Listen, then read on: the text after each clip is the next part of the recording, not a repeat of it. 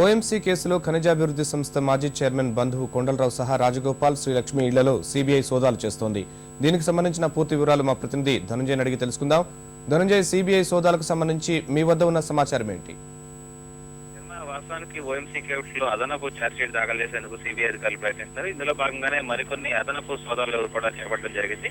ఇందులో భాగంగా గాలి శ్రీలక్ష్మి అలాగే రాజగోపాల్ ఇళ్లకు సంబంధించి వారి ఆస్తులకు సంబంధించి కూడా సిబిఐ అధికారులు ఆరా తీయడం జరుగుతుంది. ఇందులో భాగంగానే నగరంతో పాటు ఇతర ప్రాంతాల్లో కూడా దాదాపు 5 ప్రాంతాల్లో ఈ సోదాలు అయితే కొనసాగుతున్నట్టుగా మన సమాచారం ఉంది. ఇక ఖనిజాభివృద్ధి సంస్థ మాజీ చైర్మన్ వడ్డేపల్లి నరసింహరావు బంధువు కొండలరావు ఇంటిపై కూడా సిబిఐ అధికారులు సోదాలు నిర్వహించడం జరిగింది. కొన్ని కీలకమైన పత్రాలు అక్కడి నుంచి తీసుకున్నట్టుగా మనకి సమాచారం అందుతుంది. ఎందుకంటే ఇందులో సిబిఐ అధికారులు అదనపు ఛార్జ్షీట్ దాఖలు చేసేందుకు ప్రయత్నాలు అయితే ముమ్మరంగా కొనసాగిస్తున్నారు.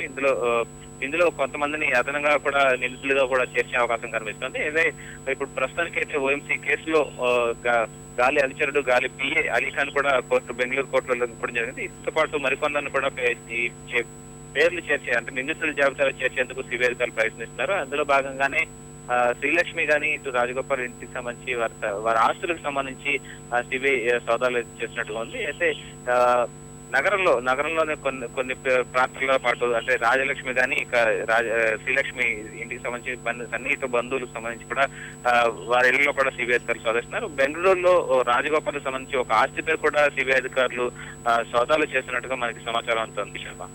ధన్యవాదాలు ధనంజయ్.